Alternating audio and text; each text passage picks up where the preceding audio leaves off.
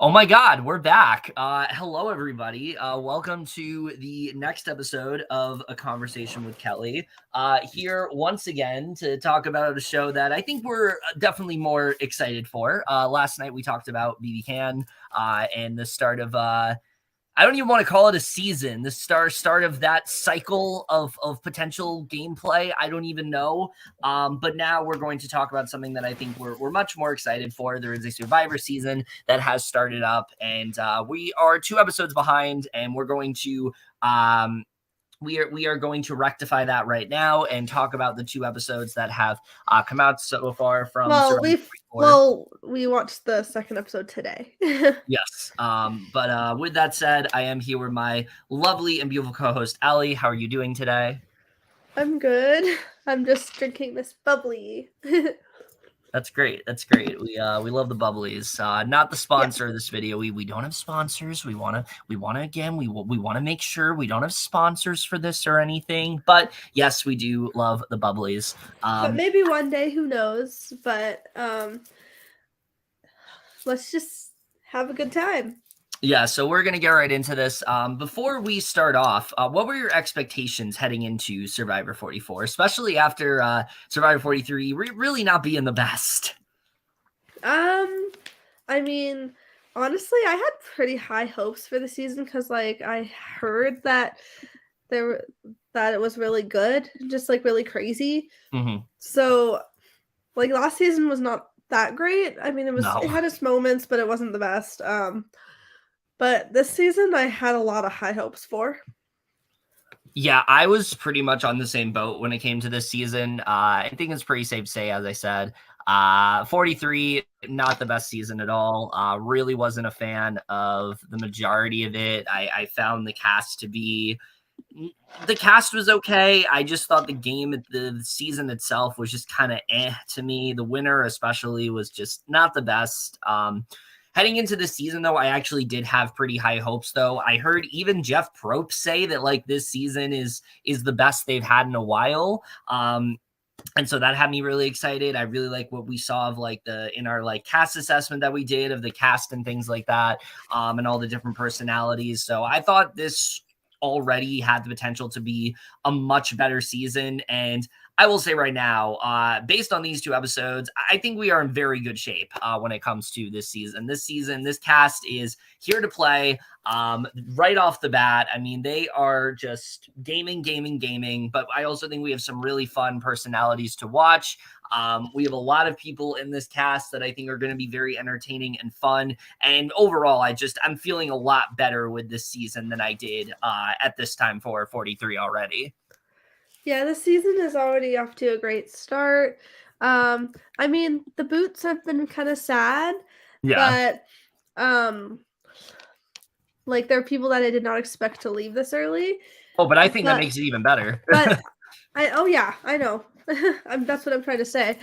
I just think it's very unexpected and like I feel like it's gonna be a really strong season that maybe could be an A+. We'll see how this season does turn out, but we're gonna start off, and we start off instantly. We have this and I don't usually talk about. Here's the thing: I don't usually talk about the things that happen in like the beginning when they're all talking about Survivor and like how excited they are to be on the season. But I love the way this episode starts off with this instantly iconic opening of Carolyn, and she's struggling to figure out how to introduce herself. I will just say right now, she's already like one of the stars of this season for me. She is so much fun to watch. She is so unfiltered with what she has to say. She's a very entertaining character, and I think she's definitely going to be one of the highlights of the season for sure. I absolutely adore Carolyn so far. Yeah, me too. Like she's honestly one of my new favorites, and she's just very cracked and very silly, a lot like me in that sense. So I'm very excited to watch her even more. So we get the typical. Like honestly, also I had actually a lot of high hope. Wait, didn't I have a lot of high hopes for her? I'm not sure. I'd have to look at our draft. I'm trying to remember. I'd have to look at our tier list. Or maybe I thought she was just middle of the road, but I feel like she's gonna hopefully do well with these few episodes. Yeah, I mean, from these few episodes, I think she's definitely like one of the stars, at least for me. Like she's one anytime she's on screen, I'm like fully captivated with whatever she's doing. But we get the typical smaller intros with everyone, and everyone then gets off the boat and makes their way to the island and are put into their tribes, which is Ratu, Tika, and Sokka, respectively. And I will just say right now, this premiere is insane. This is one of the most, I think, for me at least, this is one of the most over the top and just bad, like insane premiere. I'm trying to think of another word for insane. Cracked premieres that we have seen in a very long time for Survivor. Oh, I just said chaotic? Yeah, chaotic's a good way to describe it for sure. This season is off the walls, and I'm very excited to see how it ends up going. Just with this premiere alone, there were so many things here that were just like, oh my God, that actually happened. And it's only the first episode. And we'll talk about that right now. We get into the first reward challenge where, you're reading that. Oh yeah, I forgot that was mine. Yeah. Sorry. It's time for the reward challenge, the first reward challenge, where one pair from each tribe will race down the beach through a series of obstacles. They will retrieve a puzzle piece and head back, and then the next pair will go until everyone has grabbed one puzzle piece. Once they have accumulated all their pieces, 2 players will use them to release the rings from a very tall pole, and the first tribe to finish will win the usual camp supplies. The other 2 will have to earn through sweat or savvy. Which I like this change. I like the fact that it's only one tribe winning and then 2 tribes have to choose sweat or savvy. But the thing that they changed this season that I actually really like a lot is that only one of the tribes gets to choose sweat or savvy. Like the second tribe, whoever wins, second, they get to choose, and then the other one just has to go with what was picked. Because that is way more interesting to me than like both of them choosing savvy or both of them choosing sweat. It makes it a little bit more exciting, especially when one of the tribes isn't even in control of their fate. Mm-hmm. Yeah, I thought it was a pretty cool twist, honestly. Yeah. Like it's just very unique, very interesting. Yeah, they're finding I ways. hope. I mean, like I hope it lasts longer than just this episode. No, it's not. What do you mean, the sweater savvy thing? No, it's always no. They've been doing that for like the past like 3 seasons. I'm talking about how they do it this time. I like the way they changed it up. Oh yeah, same. Like I hope it lasts like longer. Yeah. And just a couple minutes into the challenge, Bruce bashes his head onto a piece of wood. However, he keeps going despite Jeff constantly asking him if he's okay. Yeah, that was insane. I know. I felt so bad for him, and I'm just like it was literally right into the challenge. Yeah, he seems so nice. Like, I just felt like really bad for him when that happened. After trying hard to recover, he finally nearly passes out, and the medical team is brought in.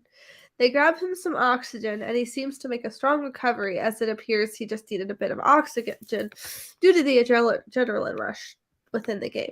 Yeah, this was crazy. And here's the thing. We knew this was going to happen because they showed in the trailer there was a point where Jeff is like, everybody stop. I didn't think it was going to be the very first challenge. Like, that is not when I expected this to happen.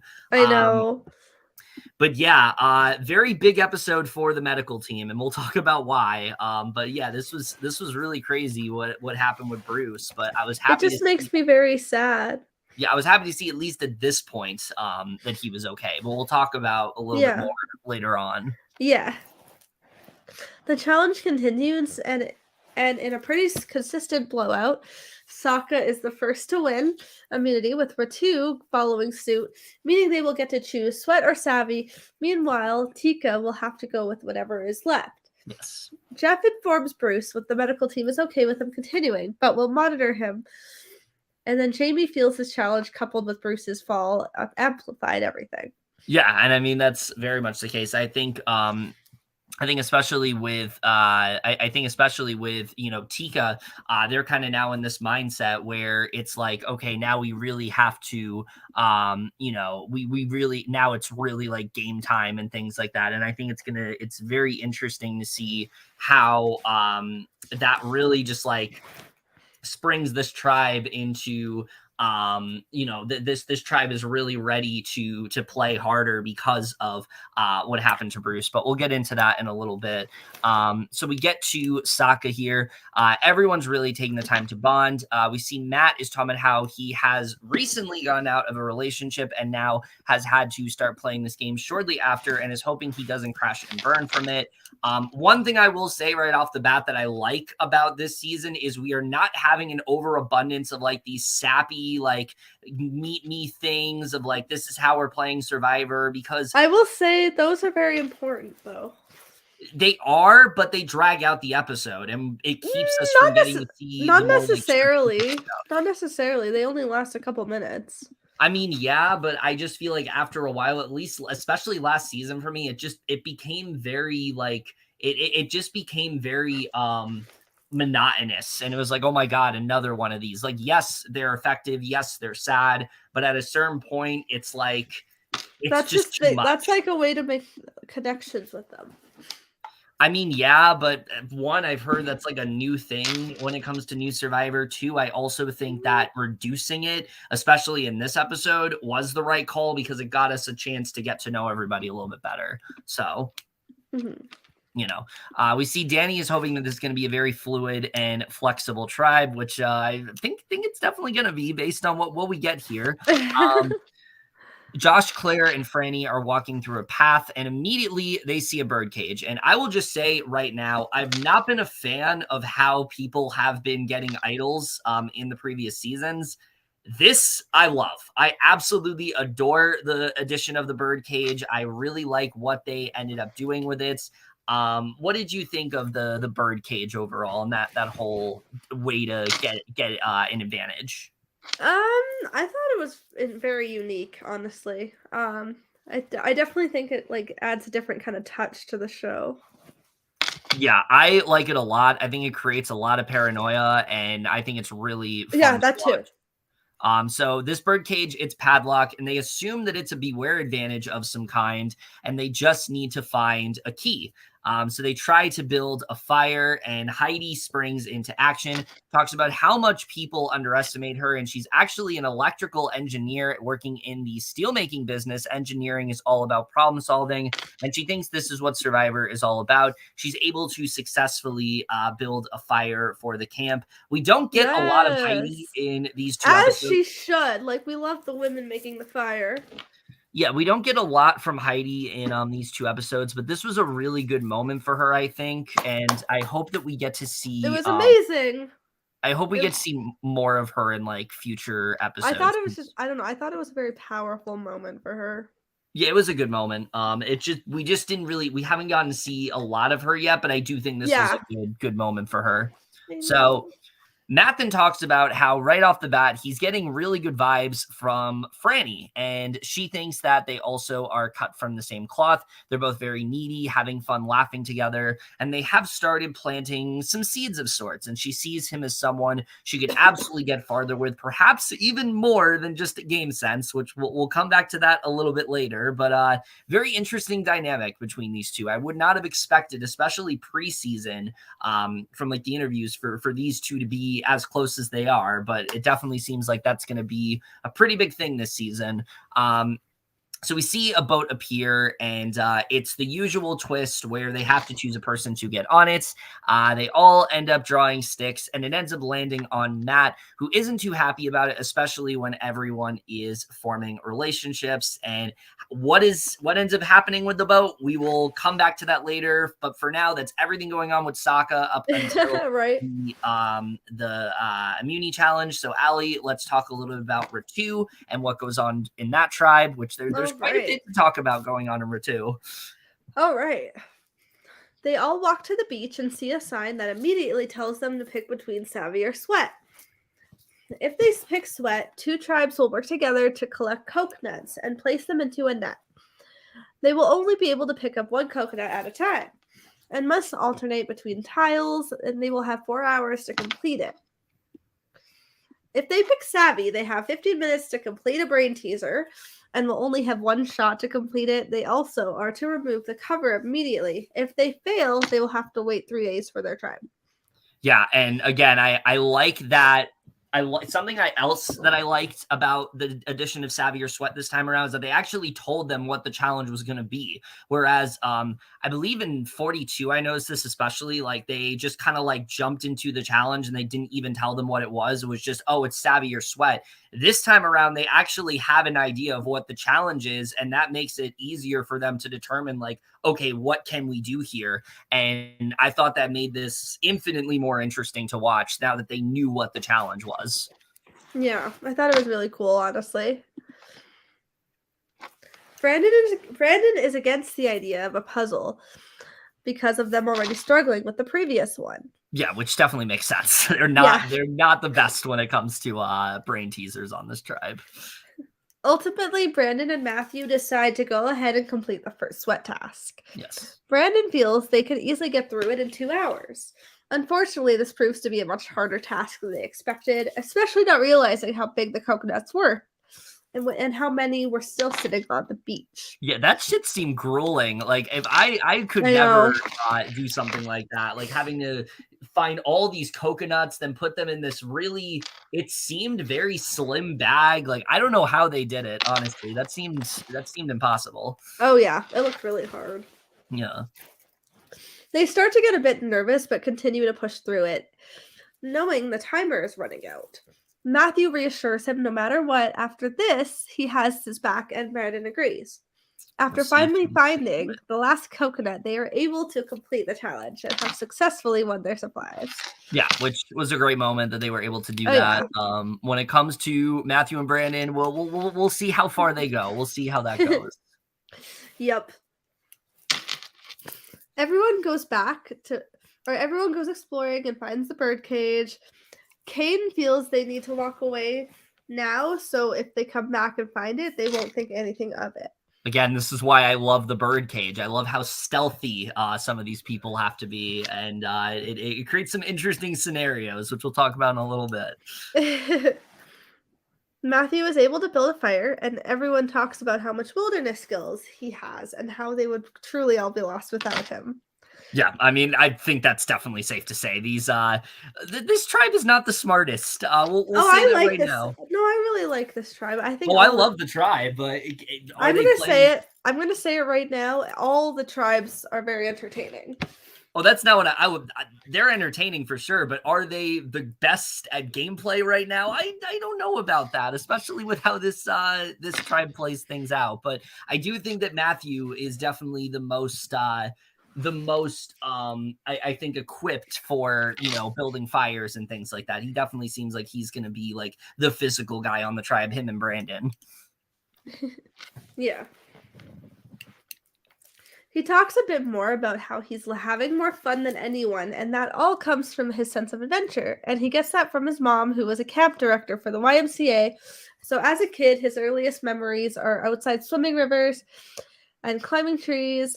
And as he enters this new era of his life in his 40s, he instead wanted to have a midlife challenge, and he needs to show his husband and son that every day is an adventure.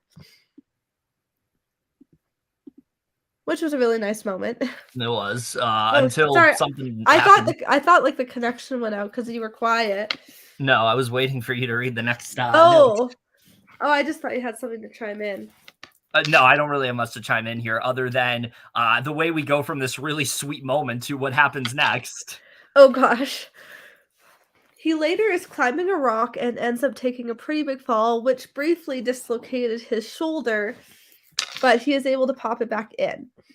Yeah, I don't know what was going on with like the majority of these people, but like there are a subsequent amounts of like injuries going on in this episode. The fucking medical team almost end up being the star of the show here because there was a lot of injuries going on. That looks so painful what happened with him. Yeah, that one especially was like, oh my god.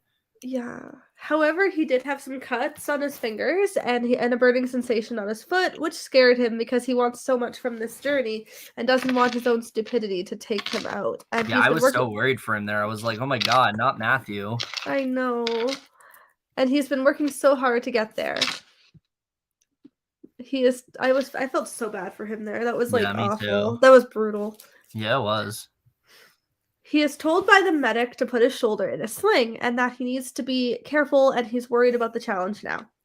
Kane is concerned about the amount of body damage that has already taken place in just the first 2 days. And I'm with you, Kang. I'm like, what the hell is going on here? This is not normal. This is not what usually happens on the first night. I know. Like, that was like they just I feel so bad for all of them. Yeah. Everyone draws rocks to see who will get on the boat, and Lauren draws the gray rock, which she picked out, and is excited to have gotten chosen. With Lauren gone, they all decide to take the time to look for the key. Matthew thinks the best idea is to all split up into groups, which is exactly what they do. Jamie and Kane, Maddie and Brandon, and Matthew and what was the other one? Oh, and Lauren. No, Lauren wasn't there. Oh yeah, sorry. Jamie, Kane, Maddie, Brandon, and then Matthew on his own because Lauren wasn't there. And Maddie's worried the cage is made to cause paranoia and has some kind of advantage for the challenge. She's right, and that's why I love it. Oh yeah, I love Maddie. Kane wants to keep this cage sealed to benefit his game. Brandon is determined. In an ideal world, I mean, that's probably a good idea, but these people are a little too game savvy to do that, I think. As they should be, honestly. Brandon is determined to find what is in there and ends up finding a package during his hunt and decides to hide it from Maddie. However, she notices him placing something inside his pants, and he recognizes she can see everything he's doing and will likely tell everyone. Yeah, this was not a good episode for Brandon, like at all. He makes a lot of stupid decisions in this episode. He really should have just told her and kept it, and then they could have just made something happen. Yeah, which you're gonna read the next note. Yep. He tells her that he found the key, but he wants to keep it a secret. But she seems hesitant at first. Eventually, they make an agreement to open it together and play it off like it was never found, and hopes to do so to build trust with him. Yeah, instead, which this was a great idea by Maddie. I was like, yes, this is exactly how you bond with someone. Even though, he didn't mean to show it to her. She saw it. I think the best thing for her to do that scenario is just open it up with her. We keep this to ourselves. We use it when we need it. And I think what ends up happening in this episode plays out very differently if that's the case. But for some reason, Brandon does not think that's the best idea. And he does something else that I think he's very much going to regret. Oh, yeah. Like those two could have like been a power duo if Brandon didn't do what he did. Yeah, because she generally seemed like she wanted to work with him. And then, let's talk about what he does instead. I know. Instead, he tells everyone they found it, which makes it clear to her he doesn't have any interest in wanting to work with her.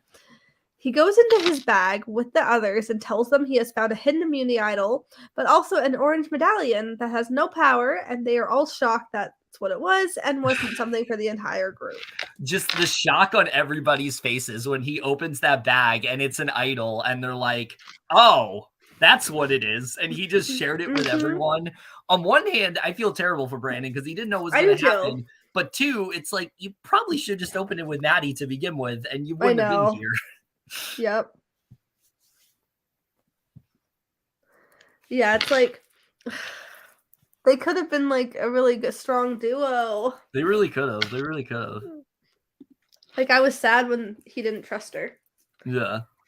Oh, I thought it was funny that he was just like, I'm just going to go ahead and tell the entire tribe. Oh, that was funny. Matthew is very surprised by this, but feels with the entire tribe being in the know about it, the power is Wayne. Yeah, which it kind of already has. Yeah. Brandon is feeling like an idiot, knowing he likely should have kept that a secret, and it's now put a target on his back. And I do think this is going to be really bad for Brandon heading into the rest of this game, because now people will know what he's doing.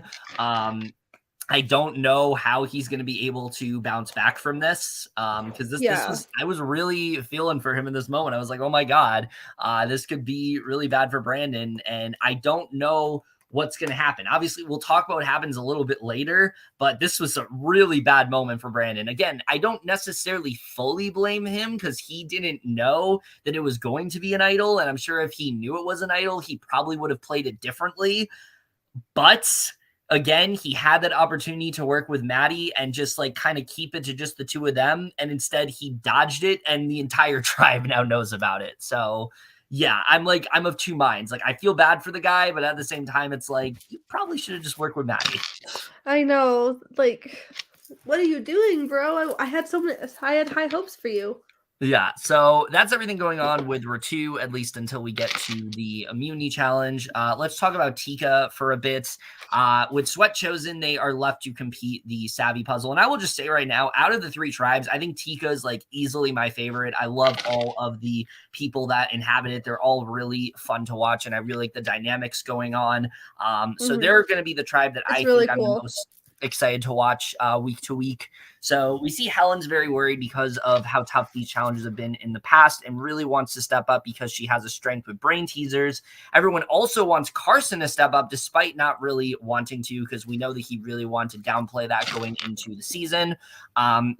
The rest of the tribe decides to do some idol hunting and find the bird cage, and they are to count a bunch of rings that are consistently spinning, especially eventually realizing 8 are spinning vertically and 1 horizontal, which makes 9. And then because they're the same, it's 18. They write it down and they do successfully complete the puzzle there, which I thought was great the way they were able to do that so quickly and like work together in that way. So yeah, that could be a potential duo to maybe look out for. Maybe not. We'll see what happens. But Carson is struggling to make fire. We see Jam Jam talks to him and says every Sunday he goes with his husband to the beach, and he has been practicing a lot.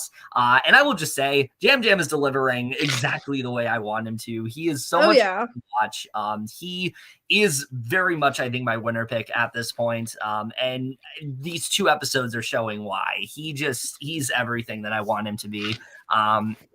Basically, he has him try it out and is able to successfully make a fire. He talks a bit about his background, says being from Puerto Rico, he doesn't really worry about the humidity because he's used to it and is used to the beach, seawater, and plants. So he kind of has that advantage over everyone. Oh, we love somebody who loves the beach.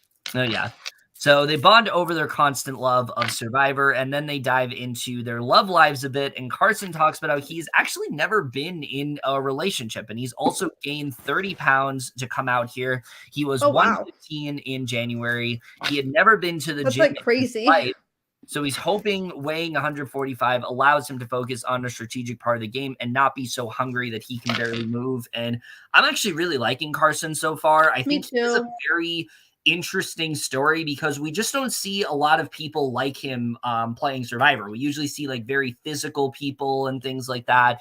And the fact that he, did all of this to finally get into Survivor, weighing only 145 pounds. I mean, just the dedication on him, you can't help but root for him because of that. And he also, I think, is going to be definitely a big player in this game. I think he's a force to be reckoned with. Oh, I think especially episode 2. We'll talk about that a little bit, but he's definitely someone to watch out for.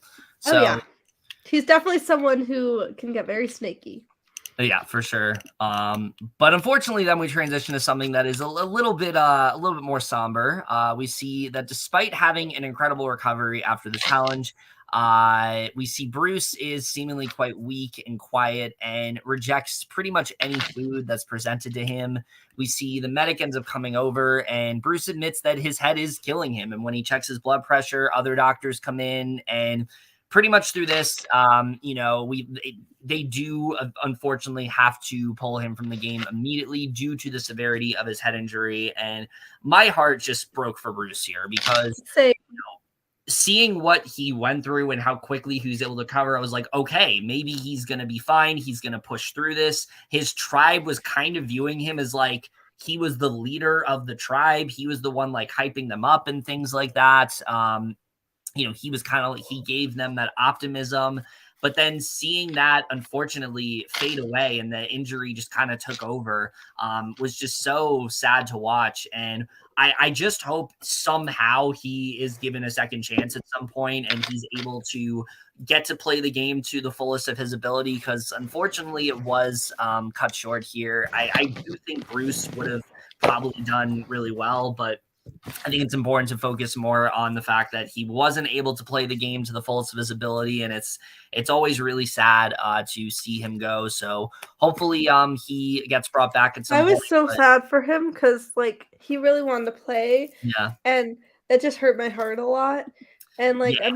I'm hoping he like when he's all better and everything. I hope he gets another chance. Yeah, it's always really sad to see, you know, people wait so long to go on to Survivor and to go through all of that and then immediately sustain a head injury and Yep, just like getting worse throughout like the day.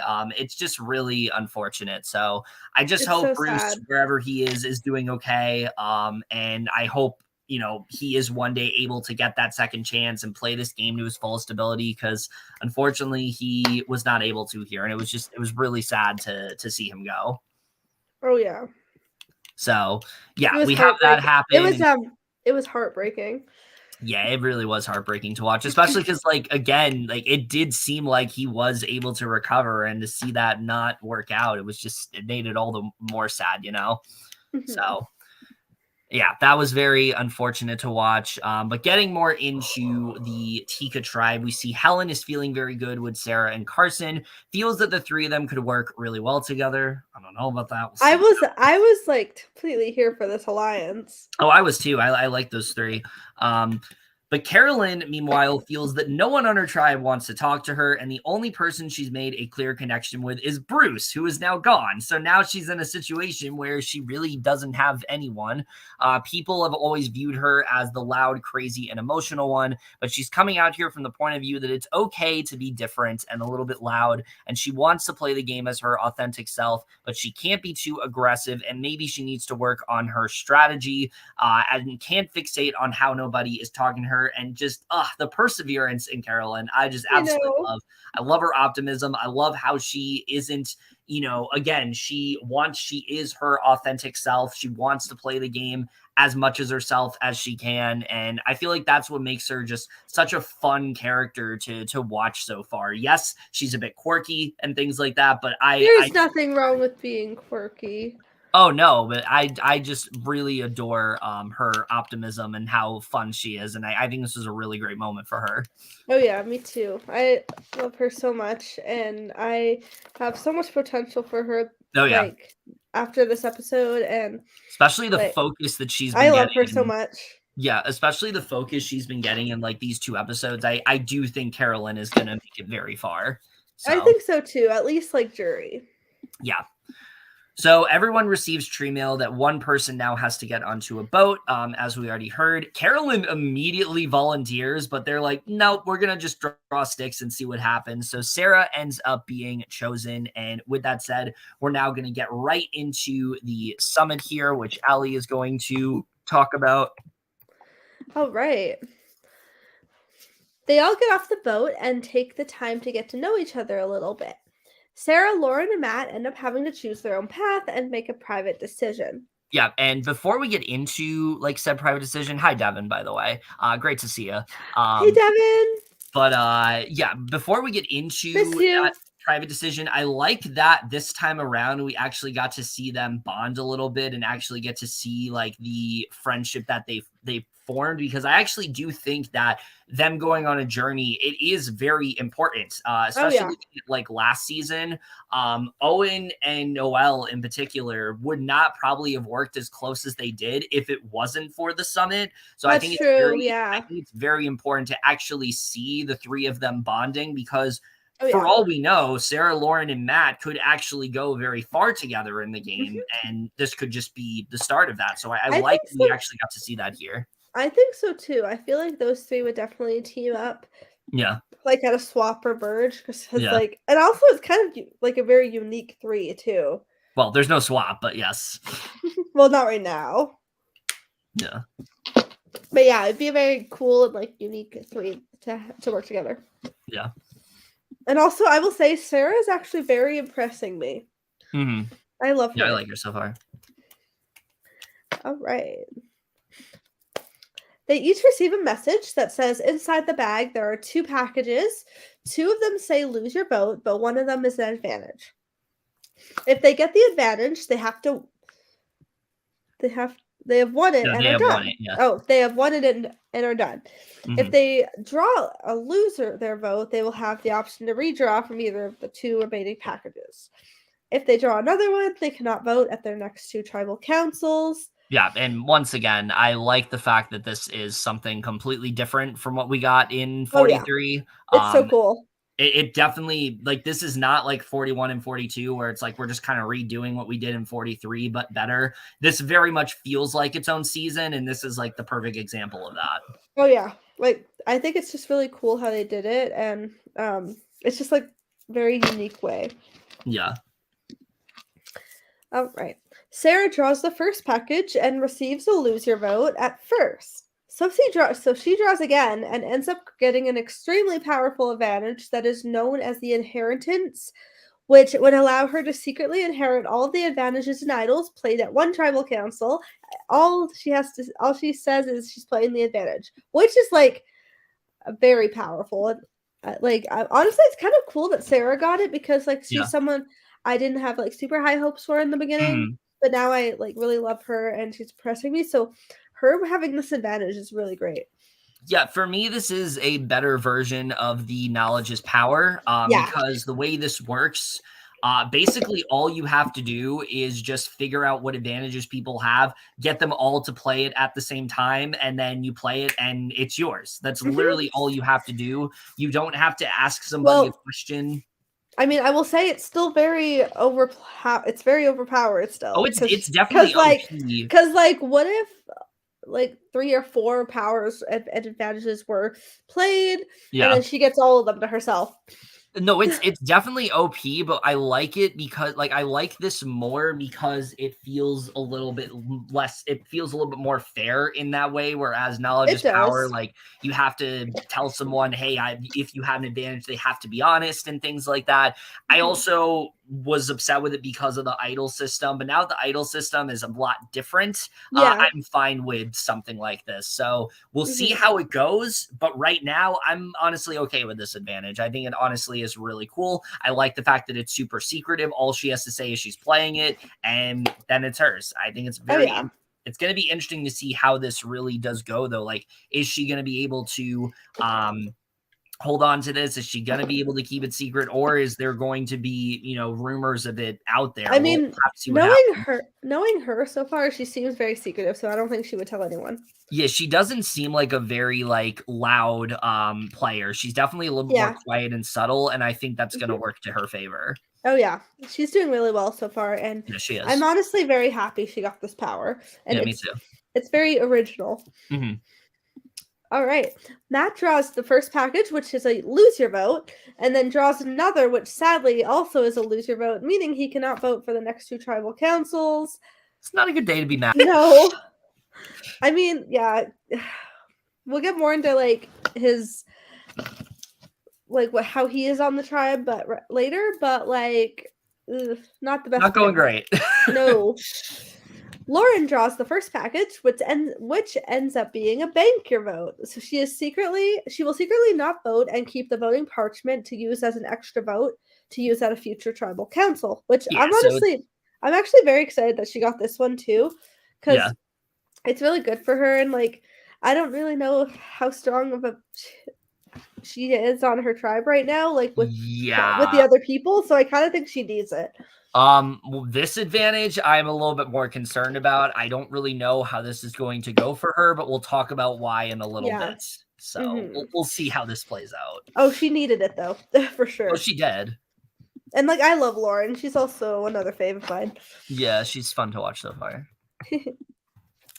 When Matt returns, he is unsure of what story to tell, and he ends up telling them the truth, aside from the fact that he can't cast his vote at 2 tribals rather than 1. When Sarah returns, she lies and says that it's just like how it's been done on past seasons, and she's unsure what will happen and who ended up getting the advantage. Which is a good lie, I think, Oh yeah. initially. Like, this is a good initial lie. This is a good way Hmm. to cover your tracks. Yes. Um, and I think that definitely is going to help her, that she's like, "Oh, yeah, it was just how it was done in previous seasons." Because, I mean, Hmm. from 41 and on, they've basically done the same thing at the summit, so it's pretty easy to say, "Oh, it's just kind of the same this time around." Oh yeah. I think she did really well there. Yeah.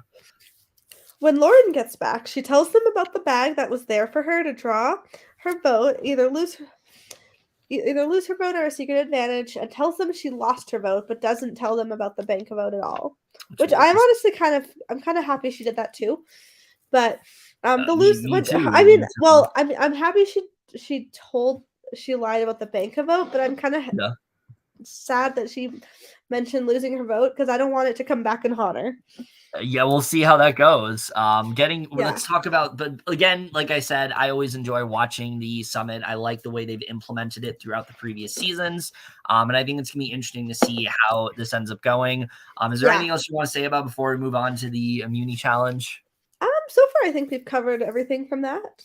Yeah. Okay. So let's get into the immunity challenge here. We see Matthew ends up sitting out for Ratu. Claire sits out for Sokka. Normally, this is not that important. It's like, okay, we just have a sit out. But this time, it's a little bit more of importance, and we'll talk about why. But basically, we see they have to get their boat in the water and paddle out and around a buoy, and then they will then venture out of the boat and move a very heavy chest to shore, put it on track, then using a lawn rope that will then pull the chest to the end of the track and use the key inside to release a giant slide puzzle. The first 2 tribes to solve it will win immunity. The big thing to talk about here is that this season, their immunity necklace is actually a sword and a shield, which I know. I'm just imagining like when they get to the merge and they're all just like, they just have swords. It's I think it's so funny. Like someone be like, "Hey, check out my sword." Woo! Yeah, it's a very, very powerful in that way. I hope it's not a real sword for I hope not either. Especially with how many people are already getting hurt. But this is not Game of Thrones or House of the Dragon. Yeah. Yeah, you don't actually want to slay your enemy. I mean, unless it's called Survivor of Thrones. That would not be a good title. Or House of the Survivor, or House of the Vivers. Yeah, Survivor of the Dragon. Sure, we'll go with that. Yeah. So moving on. That is the immunity necklace for the season. It's a sword and a shield, which again, I like these changes because again, it makes this season feel more distinct. It doesn't feel like it's just a copy of 44. It does, or 43. It feels like its own thing in that way. Mm-hmm. It's definitely funny, but it's also very original. Yeah. So basically, while everyone is stacking pieces, we see something that I don't think we've seen, at least in a while. I don't know if they've done this on Survivor before. I'm sure they have, but I thought this was interesting. Yeah. We see while they're sitting out, Claire is talking to Matthew, asked him if the person who went to the island showed him anything when she got back, and lets him know that Matt showed them his right away, which immediately makes him think, oh my God, Lauren is lying about her advantage. She actually has something, and we don't know that she has it. And I thought this was interesting. I didn't think they could do this. I didn't think they could talk to other tribe members when they're on that bench. But if they did, it's too late now because this definitely impacts the tribe pretty significantly. Oh yeah, for sure. What did you think about this? I was very shocked when this happened. I was like, why are they? I was just very confused why they were doing that, but it was definitely interesting. It definitely impacts the game, though. I guess it's allowed. I guess. I always thought that like cross tribe communicating was like not okay, but you know, I guess in this scenario they're both on a bench. They need something to talk about, so maybe go with that. But during the challenge, Brandon, we get another. Again, I don't know what's going on with people and medical injuries in this season, but we get another really sad and kind of frightening moment where just during the challenge, Brandon gets a bit dehydrated and medical comes in to try to cool him down. And I was like, oh God, please. Oh God, I know. Thankfully, he is okay, but sits out of the rest of the challenge. I felt so bad for him there. Like, I'm glad he was okay, but like he just needs to drink his water. Yeah.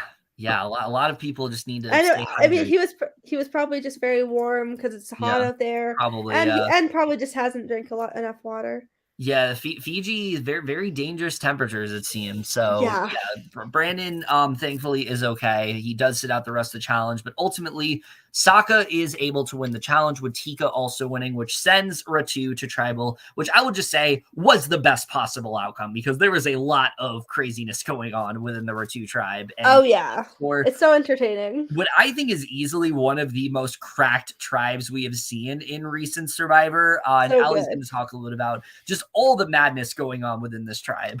All right. But keep in mind, this is the first tribal. Keep in mind that. Very important to remember. Oh, it's so good. Brandon feels he let everyone down, but they all assure him he did as much as that he could. Matthew tells Brandon the information Claire gave him, and that Lauren is playing them. Right off the bat, he tells them this, which I didn't think it was a great idea to just right out of the gate tell them this information, but I don't think so.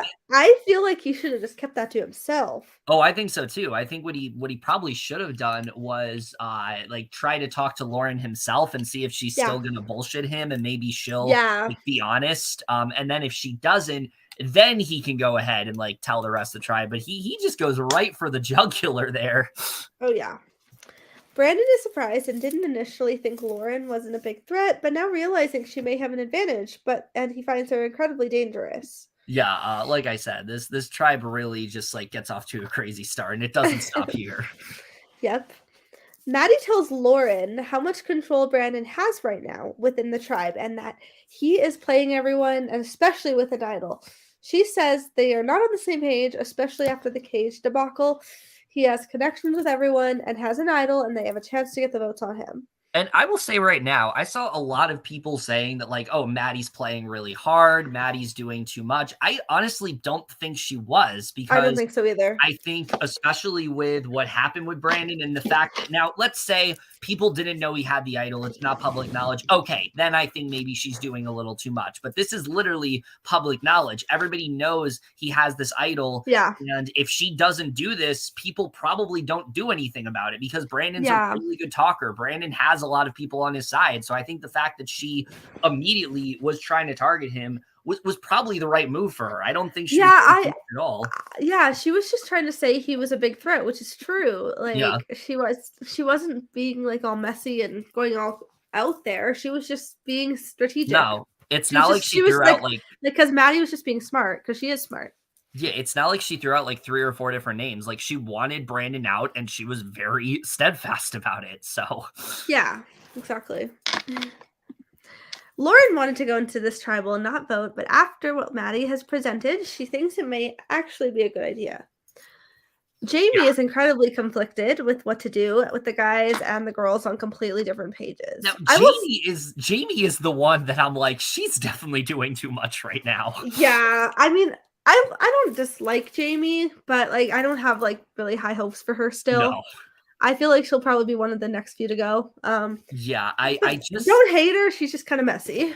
Jamie feels like she's playing at merge. Like that's where it feels like Jamie's acting like this is the first merge vote. Like this is, I don't know why she was so conflicted about what to do. It's literally round 1. Like any sort of name that any sort of track, like any sort of name that gets there, just go with. Like that's the best thing to do in round 1. But Jamie's not really for that. No, not at all. Jamie also mentions possibly playing her shot in the dark in an effort to keep herself safe from having to vote, and that could very much mess things up for them. Which is exactly why she shouldn't have done it. Messy girl. Brandon brings up how Jamie is making him nervous, and Matthew thinks Maddie may be trying to bring her in. Mm-hmm. Maddie campaigns to Kane on why Brandon is so untrustworthy, and he is unsure if they have the numbers, but she seems confident they can make it happen. Yeah. Kane is very worried he may play his idol, but wants to make sure the numbers are on the right side. Which will I will say I kind of like this Maddie Kane duo.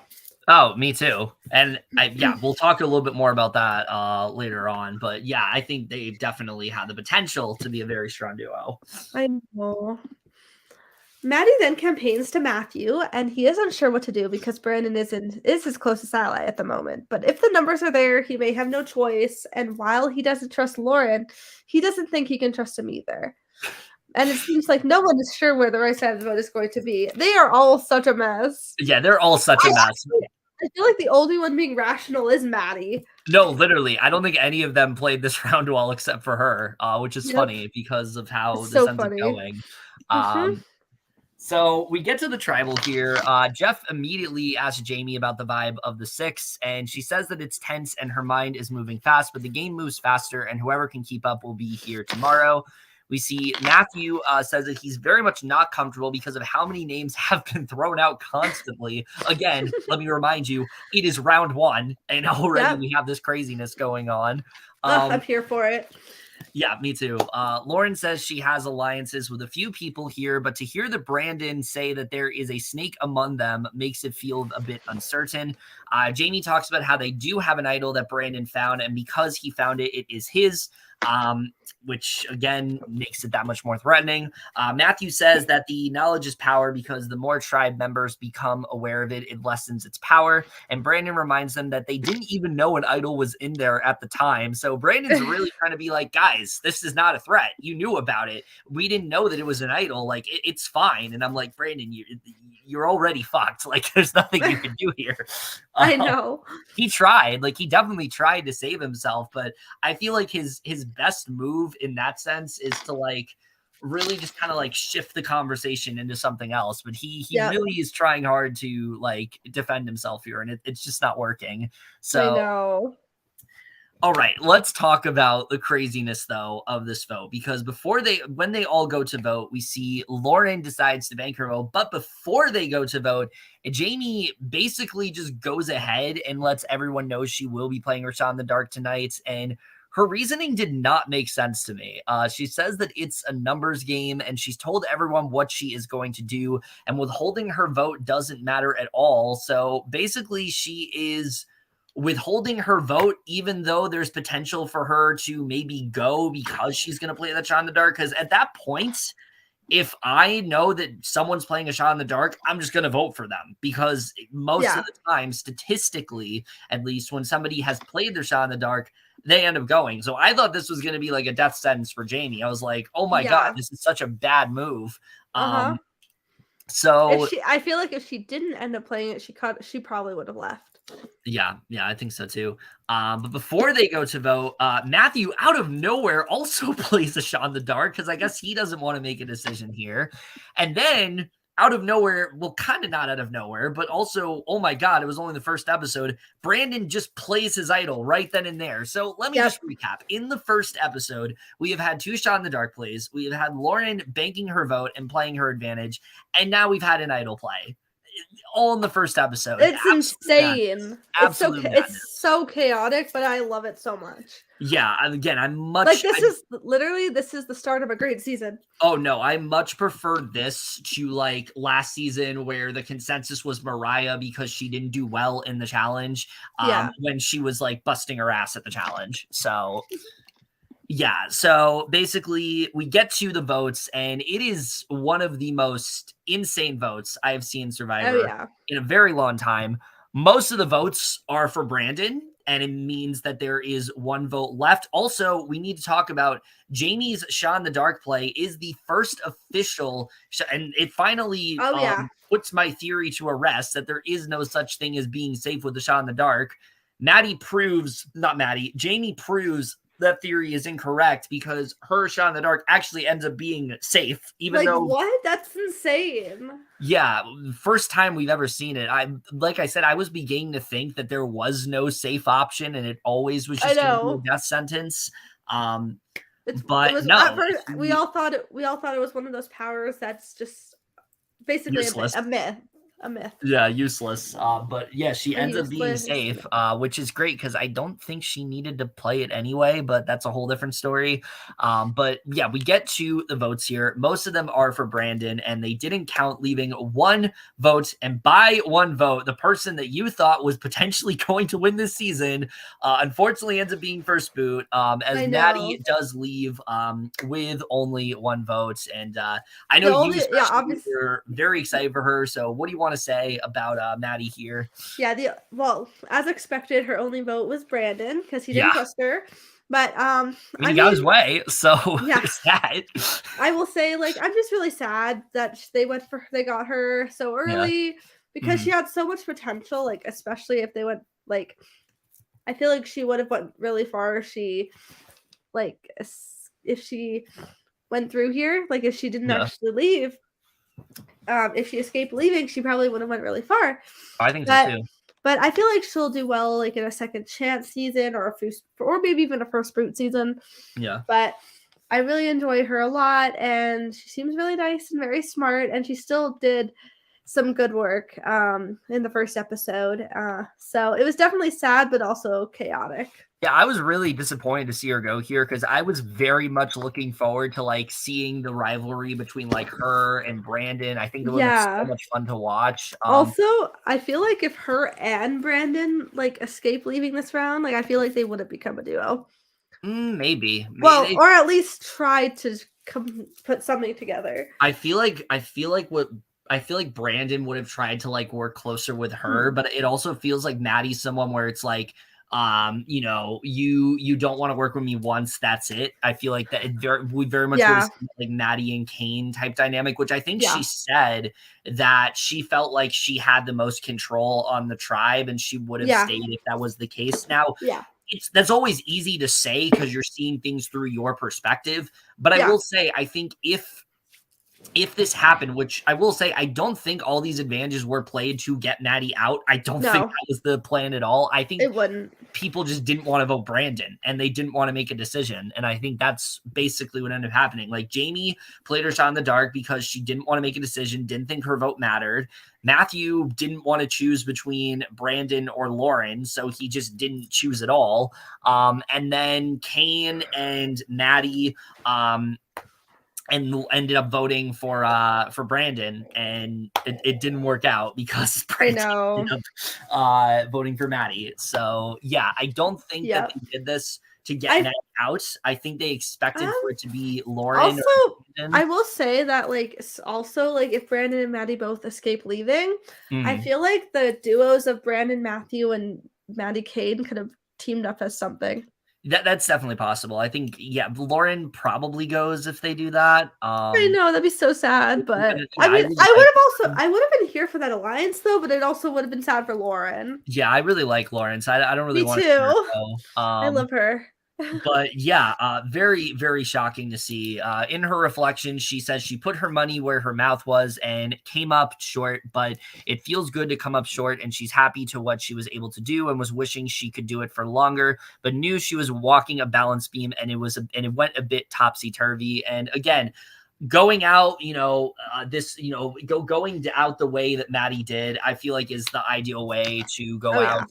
The fact that we have a first boot that was playing as hard and was willing to make as big of a move as her, I feel like bodes very well for this season. And the fact that she's already gone and we have what seems to be a really crazy tribe dynamic of sorts, I'm very excited for. So for me, like, this is what I want in a Survivor premiere. This fully got me back into the show. 43, I was starting to not enjoy it as much, but this pulled me right back in. Just this tribal alone was so much fun to watch, and I hope this is just an idea of what we're going to get in future episodes, because I really loved what we got here a lot. It sucked to be at the expense of Maddie, but to be honest, with everything going on in that tribe, I feel like it would have been sad to see any of them leave. So I was very much here for all the chaos. Oh, me too. It was such a great premiere. I loved it so much.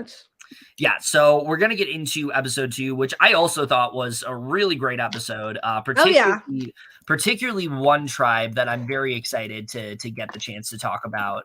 We're going to start off here talking about Ratu a little bit, which Allie's going to talk about. All right. Matthew says Tribal couldn't have gone better for him. He got Brandon's idol flush, and then Maddie voted out with a single vote for Brandon. He commends Jamie on having the first save shot in the dark play. He says, "Oh, go ahead." Yeah, which it seems like Matthew wanted Maddie to go at least, but I don't feel like that was the case, because I don't think he did. I think he was mainly just congratulating her, probably because it was the first shot in the dark that was like actually safe. Yeah, I was just confused by him saying, "Oh, the tribal went so well for me," because I don't feel like he wanted Maddie out.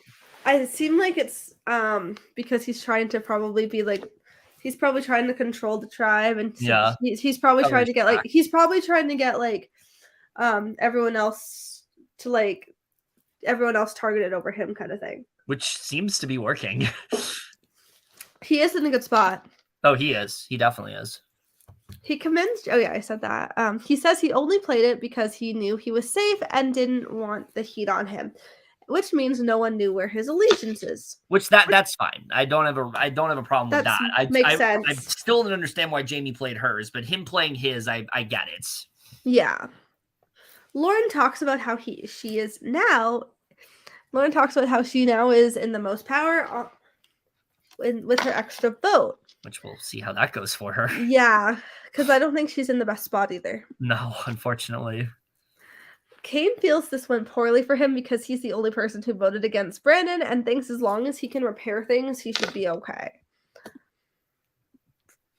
Brandon was very surprised Kane voted for him and doesn't trust him at all, but is trying to act as collected as he can. And I love this because what we thought was going to be like a Brandon versus Maddie now seems to be like a Brandon versus Kane. And I'm very much looking forward to seeing what's going to happen with that dynamic. Because I feel like you have Matthew, who's kind of like in the middle right now. You have Kane, who seems kind of like he was attached to Maddie, but now doesn't really have as many people. Jamie, I don't really know where she stands. And then Brandon's kind of like was a target, but I think now he's going to be able to bounce back from it. So I'm very excited to see how this potential rivalry plays out between Brandon and Kane, because I think that's going to be very exciting to watch. Oh, yeah. Lauren notices Kane is constantly searching for the idol, and he ends up finding a crab.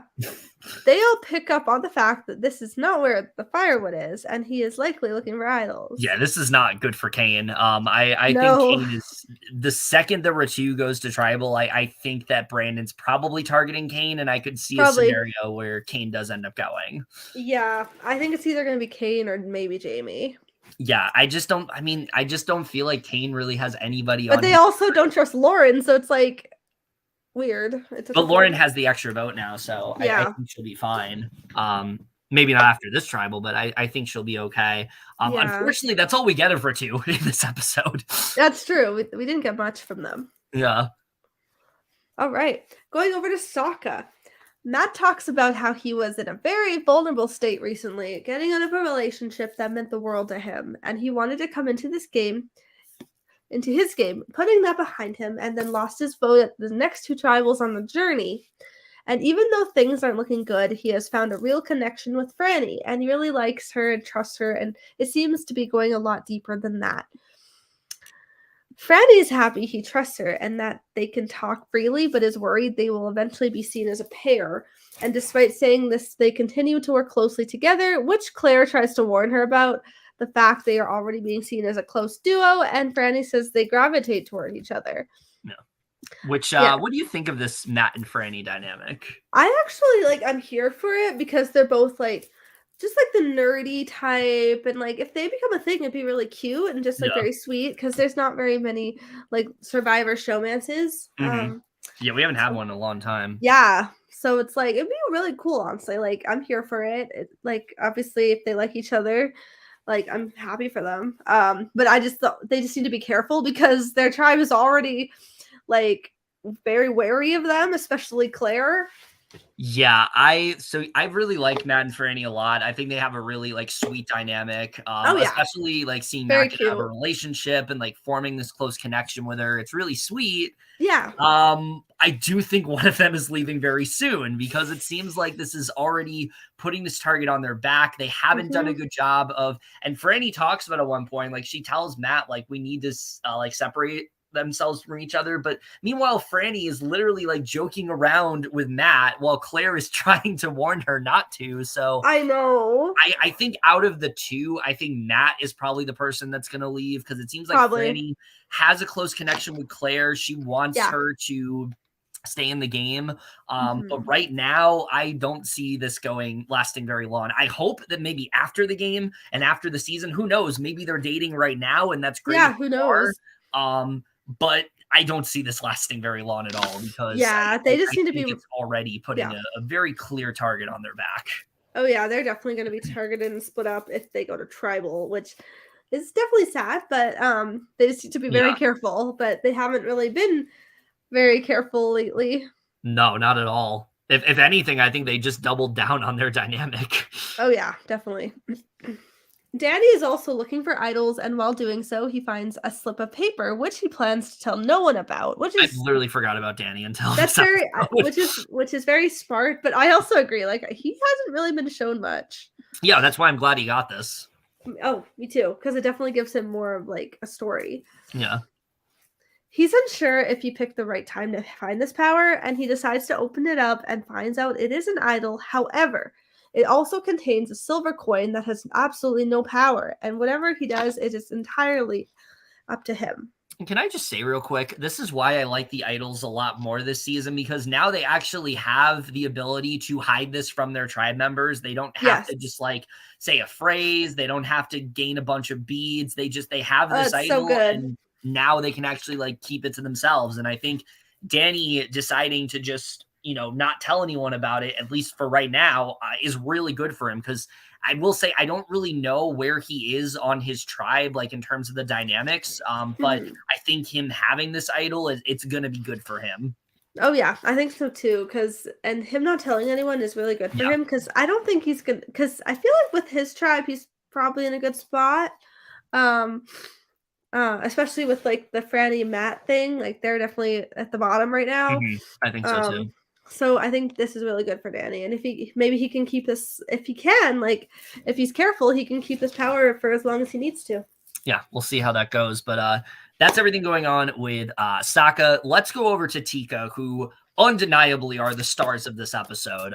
Many great moments from them, especially from Carolyn, but we'll get into that in a little bit. Oh yeah. We see Helen senses that there is a clear sense of underlying tension within their tribe due to the birdcage, and despite everyone trying to be coy about it, they all are clearly adamant on getting it as soon as possible. We get this moment where they're all separating. Carolyn is climbing up this tree, and she sees this snake and gets scared, and which scares off many of the other tribe members and really kind of throws her off her mark. And I was worried.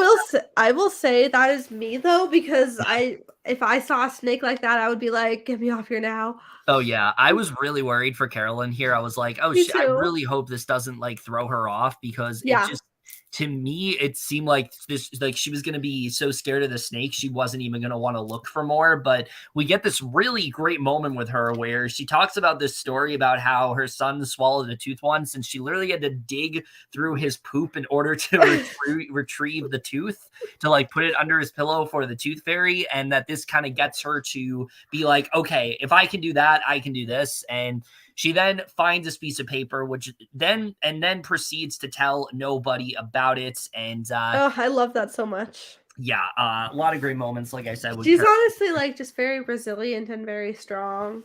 Yeah, we see the entire tribe is discussing the idol, and we get this incredible moment. And I will say, I've only seen 3 full seasons of Survivor. I have never felt the tension that I did in the scene where Carolyn is trying to like be as stealthy as she can to put this bag back into the cage to make sure that it's completely unseen and nobody's suspicious of anything.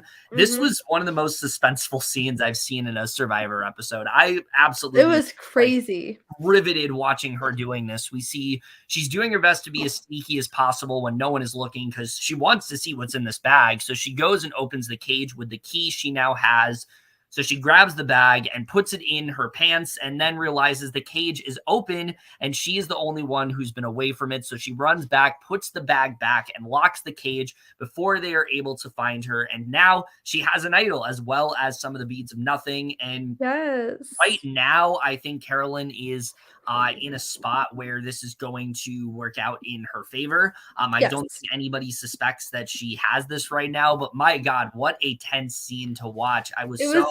It was so intense. Yeah, because especially the way they filmed it, with like them getting so close to where the cage is, and she's like very carefully trying to like put that bag back. Oh, it was so good. I love that scene so much. It was so riveting. It was very riveting to watch. And that, again, like more of this, like I hope this is more of what we get this season, because this is so much more interesting to watch than them having to say a phrase or something like that. Yeah. Like, this is how I want to see like idols in Survivor.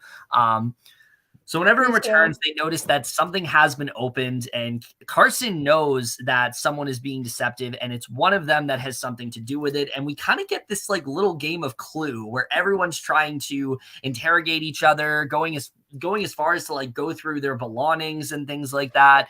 We get this really funny moment where Jam Jam is like suspicious of Sarah because of how nervous she seems, and he says if he had boobs, he would put the idol underneath them. That was so funny. Yeah, he gets a lot of great stuff in this episode. Basically, we see Carson feels based on her posture that Helen knows something as they each go through their bags and are showing various items of clothing. Carson is then questioning Carolyn about what might have happened, and she does her best to look innocent and surprised, but she's concerned that others now know that the idol is gone and is very paranoid about what may have happened, despite denying she had anything to do with it. I think she handled herself well in this I think so too. scenario. It's obviously very tough because, she has the idol and she's got to be careful about it. Yep. But I think with how this plays out, I do think Carolyn is in a really good spot on this tribe. So I think as long as she's able to continue being coy and not let her paranoia get the best of her, I see this going well for her. But what do you think? I think so too. Like she just has to like be really careful and Yeah. just I think she definitely handles herself well, but I think so too.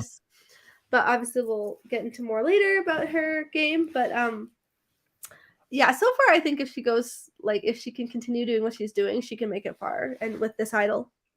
Yeah, definitely. Yeah. And I don't think she should tell anybody, not even Yam Yam. No, I don't think so either. Even though those two are close, like I wouldn't even tell him. No, yeah. But yeah, really great stuff from Tika here. Really was, like I said, just riveted by watching that whole thing with the cage. So we get to the immunity challenge, and basically they're going to race up and over an obstacle of a pile of large sandbags. They're going to empty the sandbags until they find a bag containing a ball. Once they have the ball, they will then lift the heavy ladder, climb it, then use a rope to raise a bridge. Everybody will then race across the bridge to the finish, where one tribe member must maneuver their ball to the top of a snake maze. The first two tribes to complete the challenge will then win immunity. So they're also playing for a reward, which is fishing gear. Sokka then has to sit someone out. Claire does it again, and we get this interesting moment where Jeff asks if she's volunteering or a tribe decision, and Claire just says both. And I don't know what that means. Like the way she said it was like, it seemed like she was like, this is something I kind of have to do, and I'm not really happy about it. So because she said both, but like a question. Yeah, I'm kind of interested in seeing like what that is really about. Like, do they think that Claire's just like not very good at challenges, or is she saying that I don't know. Or maybe she's just trying to like throw comps, but like I don't know. Make it look like she's not. I don't know. Yeah, I don't know if we're gonna see any more follow-up on that, but that was very I love Claire. I want to see more of this. Yeah, I'm really liking her so far as well. I want to see her compete in immunity challenges though. Me too. We'll see how she does. But after a very tight race, Ratu and Sokka have won immunity, which means the Tika will be going to tribal once again. Perfect tribe to go to tribal. I was the most excited in their whole dynamic, but I also was very sad because I don't want to lose any of them. I love Tika so much, especially after that one particular sequence. But we get this moment where Matthew mentions that he was actually able to take on the challenge and took his arm out of his sling because of his tribe's trust, because he knew that he could do this. He's built a replica of the maze in his backyard and has practiced many times. And I don't know if he should have told them this, because especially if they get like another maze comp, they know that like Matthew's probably going to do really well at it. But this was an interesting moment. Again, this is not something I feel like we hear a lot about, but yeah. That's why they were able to win immunity. So Tika is in tribal. And with that said, Aly, talk a little bit about their strategizing before tribal. All right. Carolyn says losing sucked because she felt so good until it all came crumbling down. She's scared that she might be a target because she hasn't felt good on her tribe, and she's debating if she should play her idol. Which I was like, no, not yet. No, not yet. It's too early. Like, don't pull up Brandon. Yeah, I was like, are we really technically Brandon had to, or else he would have left, but... No, but I was like, are we really going to get all the idols wasted in like 2 episodes? No. Literally, right? We don't want that. No. Carson says it feels terrible to lose, but makes sense with Matthew's practice, and he talks about how much time he has taken studying the repetitive puzzles, within Survivor, going as far as to 3D print them. But he doesn't want anyone to know about that or his rocket science to reduce his threat level. He wants people to feel comfortable with him and focus on his social game. I don't know about you, but there are like 2 scenes in this episode with Carson that kind of give me like winner edit vibes. And I feel like he is definitely, whatever happens, like he's going to be around for a long time because they focus a lot on him within this particular tribal. So it makes me feel like either he's going far or he's winning the whole game, because it really feels I think the same, actually. Like, he's either winning or at least making it to the end, or at least just getting like really far. But yeah, I just feel like with the focus he gets, especially on his strategy in this episode, something just tells me like Carson's making it very far, potentially winning the game, which I'm here for. I think he is already playing a phenomenal game, and I want to see him get far. And he's he's got a snaky side, but he's also very smart and strategic. And he's downplaying his like intelligence level very well, I think. Like people aren't suspecting he's like nearly as into Survivor as we know he is. Exactly. Helen talks to Sarah and Carson and thinks they should vote Carolyn out. Right. Sarah wants to make sure no one knows she has a vote and wants to, or make sure no one knows she has a vote and wants to make sure. She doesn't have a vote. Yeah, she doesn't. It says wants to make sure no one knows she has one. That's what it says on the notes. Okay. So that's okay. Sarah wants to make sure no one knows she doesn't have a vote and wants to make sure 3 people are locked in with her. So she's hoping that Carson, Helen, and Yam Yam will vote for Carolyn. When Yam Yam is I feel like she would have voted for Carolyn for sure if like she did have a vote. I think definitely that would have happened. Yeah. When Yam Yam is informed about the plan, he immediately runs to her and tells her about it because he's been bonding well with her. He went right to her, like he didn't even hesitate. It's so cracked and messy. I love it. He literally ran and was like, "Carolyn, wait," and then just told her everything. It's so good. I love him so much. I do too. He asks her who she wants to vote off, and she says she is fine with anyone, and he asks her to make a letter with her hands, and it's the letter H, and he says he wants to get rid of Helen because she's super intelligent and constantly working scenarios out. And if they get rid of her, it gets rid of a number on Sarah's side, which brings her closer to them, which is smart. I mean, yeah, but I didn't really understand this. Like, I feel like if you want Sarah out, just go for Sarah. I don't understand. Also, I feel like Sarah's going to be a little weary of Carson now because, when I think happens. So too. And if I did have to have one complaint with this episode, they really don't do a good job of explaining why things turned in the way that they did. And I think I would have liked a bit more explanation, because I feel like, especially with like the Carson, Sarah, and Helen of it all, how much they focused on that in the first episode, it's just confusing the way things went here. Yeah, I will say Sarah actually gives me vibes that she's going to make it really far too. Yeah, I could see that. All right. Carson vows to stick with them, but they have to keep things quiet. And Carolyn says this will be difficult for her because she isn't normal. I love that moment. She's like, wait, I'm not normal, though. I can't do that. That was funny. I love that. We see a confessional where Yam Yam imitates her and says she is a mix of Goofy and Cher. Which I can see that. So funny. So good. She recognizes that Carson is good with everyone and is unsure why he'd want to work with the 2 of them the most. And so she confronts him about it. Which I'm glad she did. I'm glad she didn't just like keep that to herself and just like straight up ask him. Oh, yeah, for sure. He says he's putting on a facade with everyone else, but wants to absolutely work with her. She is scared that he is lying, and she brings a tip to Yam Yam that he could just be playing with them, and she says she doesn't want to use her idol if she doesn't have to, which is good because she shouldn't. Carson talks to Sarah and says Carolyn is getting nervous, but he just talked to her and she seems okay. He says he likes playing both sides because it showcases who he is. The calm and collected side with Sarah and Helen, and the more chaotic side with Carolyn and Yam Yam. This is the other scene that makes me feel like it's a winner's edit. Oh yeah. Yeah, Carson's like playing both sides. Yeah. He feels he has an angel on his side and the devil on the other, and they are both at war, and he isn't sure which one will come out at Tribal. Yeah, so we get to the tribal here, and we see Jam Jam talks about the tension throughout the tribe and how they are all wearing radar suspicious of each other.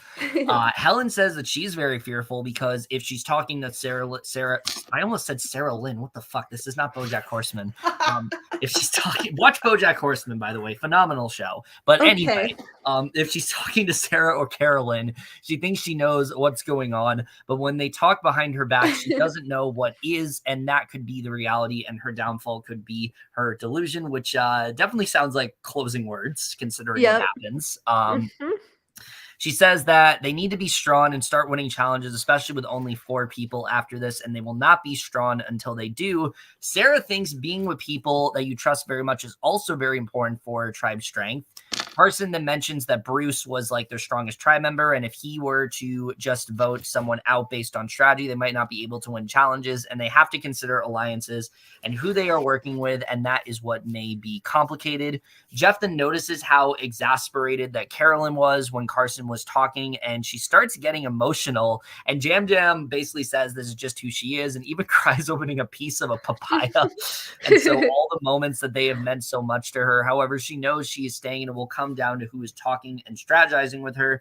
And he says that the vote will determine what kind of family they are, a dysfunctional one or one that is able to forgive. And I don't know what family they're going to be. One thing I did want to point out that I thought was really weird is Carson brings up how like the person we're voting out can't be based on strategy. It also has to be based on challenges. And if that has to do with the person that goes, it doesn't really make sense because without getting into it, like the person who left definitely like did well in the challenge. Like, if that was the reason that they were voted out, please explain it better because I didn't understand that. I know. We do get this great moment though during the vote that I thought was really funny. And I don't know what it is with Carolyn, but she just has so many scenes that are just instantly iconic to me. She's such a character. I love her. She notices all the chess pieces and she's like, this is a haunted house. And I was like, it was great. That was so good. Yeah. So the votes are read, and by 4-1, unfortunately, Helen is the next person voted out. And I was very sad about this.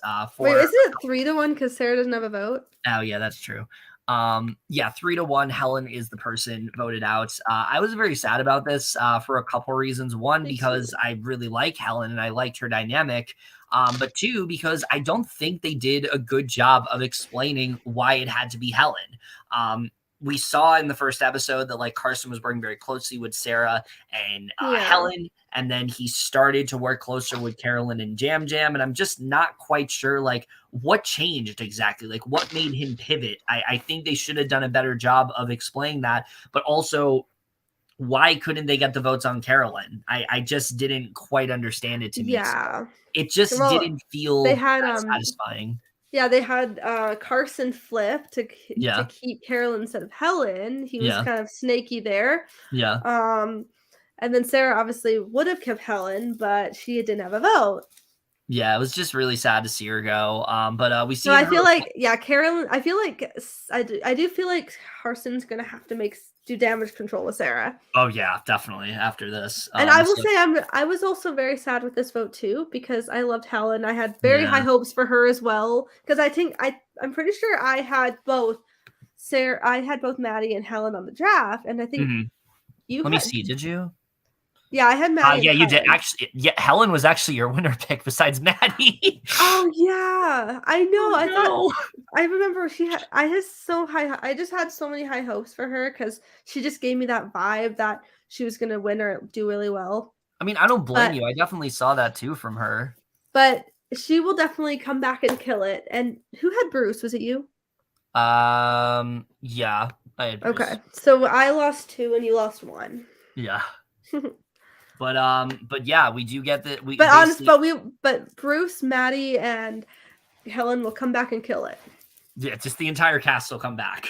Oh yeah, just have this whole cast come back. No, yeah. I mean, I already love this cast, so I would definitely Same. be here for that. But in So her good. reflection, she says that she dreamed of being on the show for so long, and to be the third person vote out, it's not how she wanted to end. She feels like she's second guessing every connection that she made, but knows that it's a game, so she respects the move. She says every single person played their part very well. She had no idea that they were protecting their own game, so kudos to them and that they did a great job. And she seemed very upset, and I honestly felt Yeah. really bad for her. Like she She was seemed so very like sad.